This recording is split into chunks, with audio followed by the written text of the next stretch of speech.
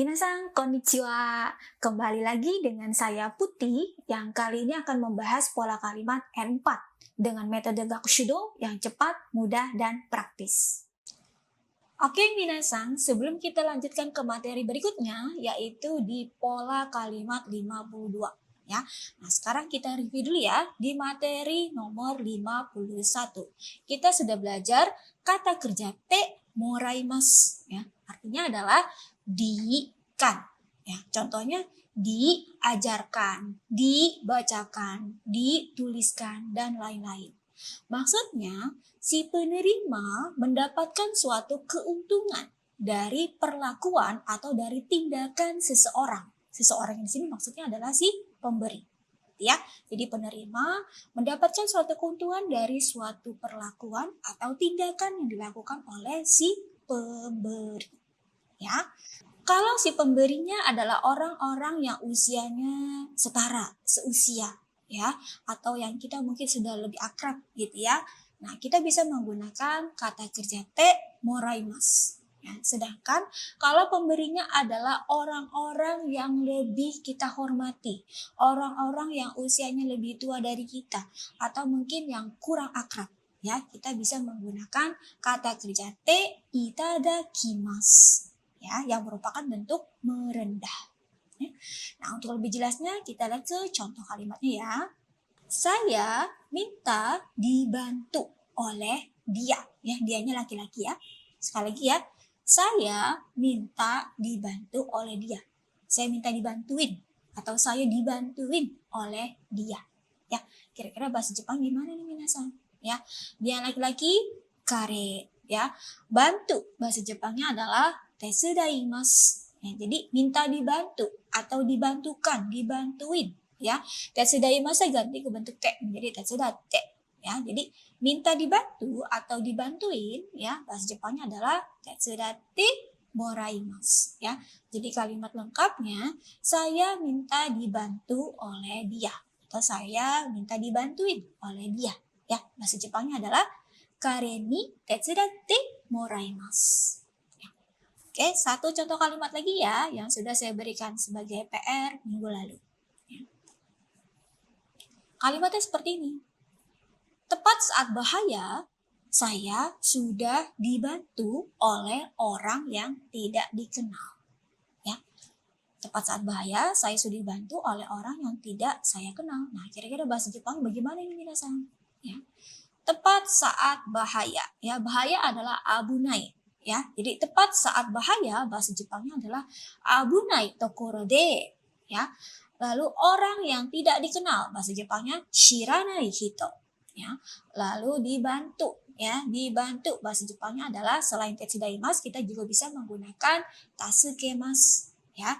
Jadi dibantu ya, sudah dibantu ya, bahasa Jepangnya tasukemasu ganti ke bentuk te menjadi tasukete ya. Jadi sudah dibantu atau sudah dibantuin ya, bahasa Jepangnya adalah tasukete moraimashita ya, boleh atau mau menggunakan tasukete itadakimashita itu juga boleh.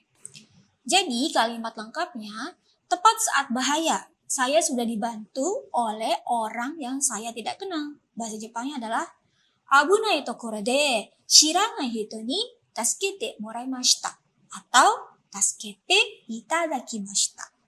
Ya, oke minasan ya, itu untuk pola te moraimasu yang artinya adalah dikan. Ya, si penerima mendapatkan suatu keuntungan dari perlakuan atau tindakan oleh seseorang ya, atau si pemberi. Oh ya minasan, sebelum kita lanjutin materinya, saya mau kasih info menarik dulu nih. Sekarang ada cara yang lebih praktis untuk meningkatkan skill bahasa Jepangmu, yaitu dengan belajar mandiri pakai web aplikasi digital Gakushudo. Belajar mandiri menjadi lebih seru dan menyenangkan karena web aplikasi digital Gakushudo ini materinya lengkap, dimulai dari level dasar sampai level tinggi. Selain itu, cocok untuk pemula dan yang mau upgrade skill.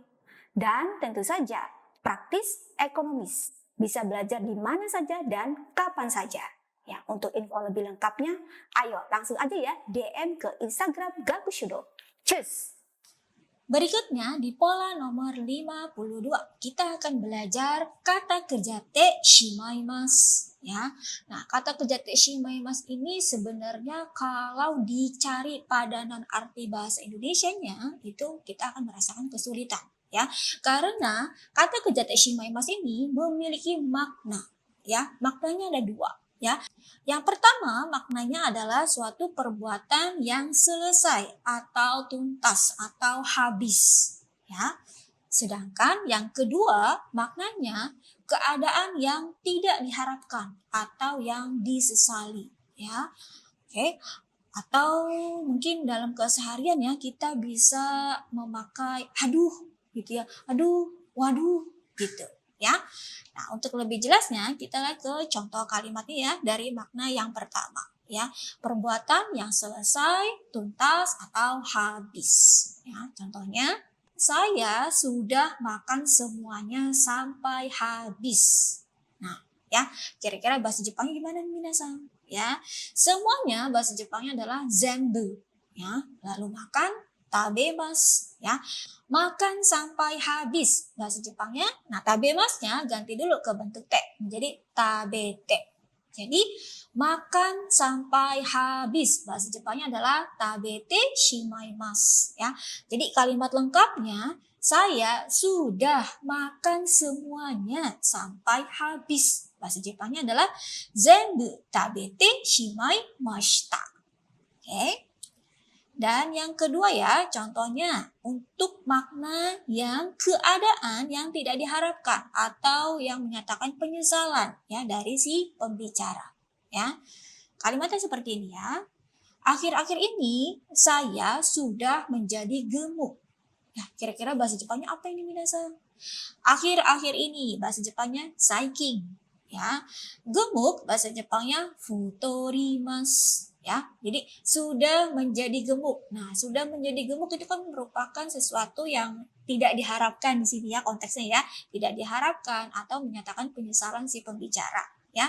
Jadi futorimasnya kita ganti dulu ke bentuk te menjadi futote ya. Jadi kalimatnya menggemuk atau sudah menjadi gemuk. Bahasa Jepangnya adalah futote shimaimashita.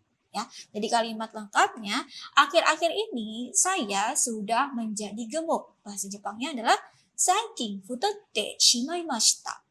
Oke, ya itu untuk pola kalimat kata kerja te shimaimasu. Oke minasan, agar kita lebih memahami lagi pola kata kerja te shimaimasu ini, ayo kita ulang ya.